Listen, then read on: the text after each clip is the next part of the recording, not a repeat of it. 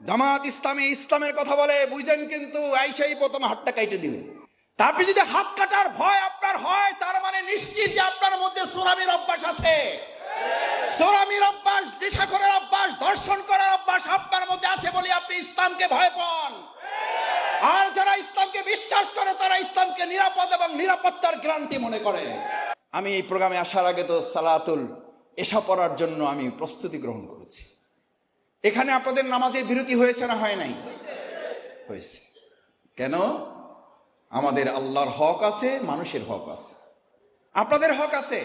এই হক 6:30 থেকে শুরু হয়েছে। এখানে যদি আল্লাহর হক এই প্রোগ্রামের বাসী, এই প্রোগ্রামের কর্তৃপক্ষ ম্যানেজ না করে, এই ব্যাপারে সচেতন না থাকে, আমি আপনাদের কাছে একটা কথা জিজ্ঞেস করতে চাই ভাইয়েরা, পরিষ্কার বোঝেন, এটার জন্য কোনো মাস্টার ডিগ্রি করা লাগবে না, এটার জন্য মুহাদ্দিস মুফতি হতে হবে না, এটার জন্য আপনাকে সাংবাদিক, বুদ্ধিজীবী, সাহিত্যিক, ইঞ্জিনিয়ার হতে হবে না। যে ব্যক্তি আল্লাহর হক আদায় করে না, সে আপনার হক আদায় করবে, এর গ্যারান্টি কে দেবে? যে আল্লাহর হক মেরে খেতে ভয় করে না আল্লাহকে, সে আপনার হক মেরে খেতে আপনাকে ভয় করবে? এটা পাগলেও বিশ্বাস করে না। আপনি আমি তো দূরের কথা। যে আল্লাহর হক নষ্ট করে, সে আপনার হক নষ্ট করতে এক চুল পরিমাণেও দ্বিধা করবে না। নামাজ সালাত তো দূরের, জানাজার মতো স্পর্শকাতর বিষয়। আমি দাঁড়িয়েছি একসাথে 12 দল 13 দল, অমুক মঞ্চ তমুক মঞ্চ, আলহামদুলিল্লাহ আন্দোলন সংগ্রামের কারণে এক কাতারে দাঁড়াতে হয়েছে, জানাজার কাতারেও দাঁড়াতে হয়েছে। আমি বললাম যে ভাই তাহলে আপনি দাঁড়ান, আমি একটু উজু করে আসি। কয় মাসুদ ভাই তাহলে উজু করতে পারবেন না, এসে জায়গা পাবেন না। আল্লাহ ভালো জানেন যে আদৌ উনি উজু সহ সালাত জানাজা আদায় করেছেন নাকি উজু ছাড়াই চালিয়ে দিয়েছেন। কারণ যে আল্লাহর হক নষ্ট করে, সে আপনার হক নষ্ট করতে দ্বিধা করবে না। আমি অনেক সময় জিজ্ঞেস করি, ভাইয়েরা, সহযোগী ভাইয়েরা, আমার বন্ধুরা, আমার এলাকার সম্মানিত গণ্যমান্য ব্যক্তিবর্গ এসেছেন, আমি অনেকের কাছে বিনয়ের সাথে জিজ্ঞেস করি, ভাইয়েরা, একটা প্রোগ্রামের লক্ষ মানুষ আসে, বিরাট বিরাট নেতা নেতৃবৃন্দ বক্তব্য রাখেন, মুসলিমদের একটা বক্তব্যের মধ্যে 1 ঘন্টা 1.5 ঘন্টা আলোচনা হয়, 2 ঘন্টার প্রোগ্রাম হয়। ওই 2 ঘন্টার প্রোগ্রামে যদি 2 সেকেন্ডের জন্য এক আল্লাহ আল্লাহ রসুল, দুনিয়ার পাশে পরকালের কথা যেখানে সেখানে উচ্চারিত না হয়, ওটা আসলে কোনো প্রোগ্রাম না, ওটা হচ্ছে মুসলিমদের সাথে প্রতারণা করার শামিল। কারণ যে আপনাকে পরকালের কথা স্বীকার করে না, পরকালের কথা শুনায় না, পরকালকে স্মরণ করায় না, ওই সকল দুনিয়াদারের সাথে কাল কিয়ামতের দিনে আপনাকে হাসর হবে, ওই গাঁজাখোরের সাথে হাসর হবে, ওই জেনাকারীর সাথে হাসর হবে, ওই ঘুষখোরের সাথে হাসর হবে। আমি আপনাদের কাছে জানতে চাই, রাজনৈতিক বিবেচনায় বাদ দিন, আপনি কাল কিয়ামতের দিন জেনাকারী, ঘুষখোর, চাঁদাবাজ, তাদের সাথে কি আমরা হাসর করতে কেউ রাজি আছি? রাজনৈতিক চিন্তা মাথা থেকে ফেলে দেন। এটা জামাত ইসলামের ব্যানার নয়, ব্যানারটা এখন খুলে ফেলুন। বিবেকের কাছে জিজ্ঞেস করতে চাই, আমরা যদি বেনামাজির সাথে হাসর করতে না চাই, আমরা যদি ধর্ষণকারীর সাথে হাসর করতে না চাই, আমরা যদি চাঁদাবাজদের সাথে হাসর করতে না চাই, আমরা যদি দখলদারের সাথে হাসর করতে না চাই, আমরা যদি মদপানকারীর সাথে হাসর করতে না চাই, আমরা যদি অবৈধ অস্ত্রধারীদের সাথে হাসর করতে না চাই, তাহলে আকিমুস সালাত, যে আল্লাহর নির্দেশে একটু আগে সালাত আদায় করে এসেছেন, সেই আল্লাহর আরেকটা নির্দেশ, কুনু মা'আস সাদিকিন। তোমরা কার সঙ্গী হও? জেনাকারীর?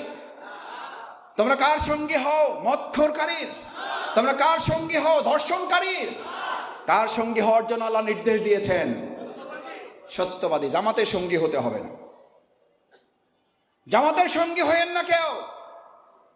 কিন্তু জামাতের এই সারিতে বসা লোকগুলোকে যদি মনে হয় এই লোকগুলো আপনাকে দুনিয়ার কথাও বলে, আপনাকে পরকালের কথাও বলে, যদি মনে হয় এই লোকগুলো আপনার জন্য নিরাপদ, যদি মনে হয় আপনার ডানে বামে বসা লোকগুলো আপনার জন্য নিরাপদ, যদি আমাদের হিন্দু ধর্মের লোকেরা মনে করে, আমি তাদের কাছে অনেক সময় আমার এলাকায় জিজ্ঞেস করি, ভাই আমি এতক্ষণ তো ইসলামের কথা বললাম, আপনি ভাবছেন আমার লাভটা কি?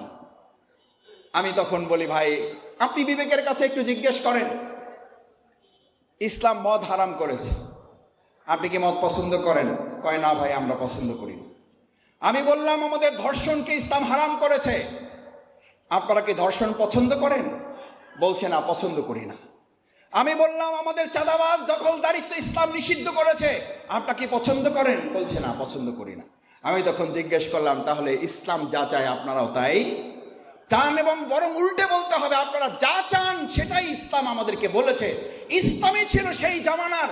রসুল করিম সাল্লাল্লাহু আলাইহি সাল্লাম সোনার মদিনা গঠন করার পর স্বাধীন করে দেওয়া হয়েছিল, যারা চাও তারা জিজিয়ে দিয়ে থাকবে, যারা না চাও তারা এখান থেকে বেরিয়ে যেতে পারো। ইতিহাস সাক্ষী কেউ একজন বলতে পারবে না রসুল সাল্লাল্লাহু আলাইহি সাল্লামের সোনার মদিনায় একজন সেখান থেকে বেরিয়ে গিয়েছিল, বরং তারা সাক্ষী দিয়েছিল আইমে জাহিলিয়ার সমস্ত যুগের চেয়ে রসুল করিম সাল্লাল্লাহু আলাইহি সাল্লামের সোনার মদিনার প্রত্যেকটি দিন আমাদের জন্য সোনালী ইতিহাস।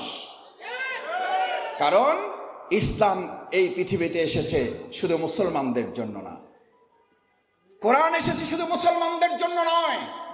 কোরআন নাজিল করে আল্লাহ তাআলা বলছেন হুদাল লিন্নাস। কাদের জন্য?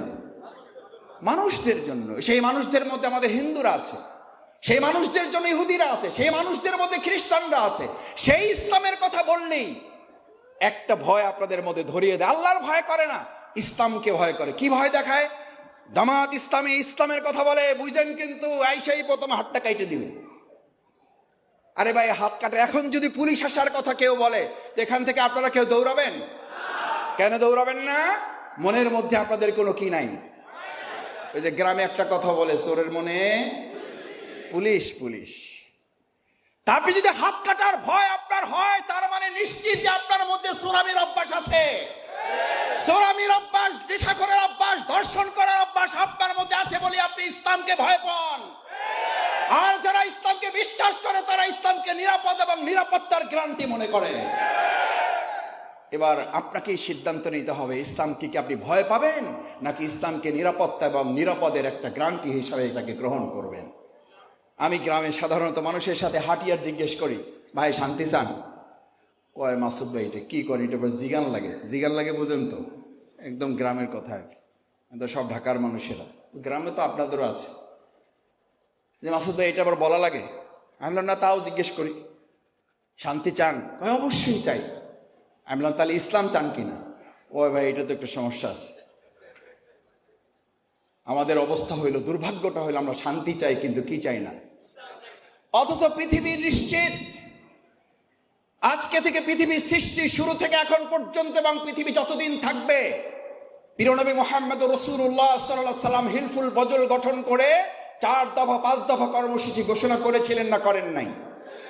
ইতিহাস সাক্ষী, তার সেই 4 দফা কর্মসূচি ধারাবাহিকতা সফলতা পেয়েছে মহাগ্রন্থ আল কোরআনের ওহীর জ্ঞান আসার পরে।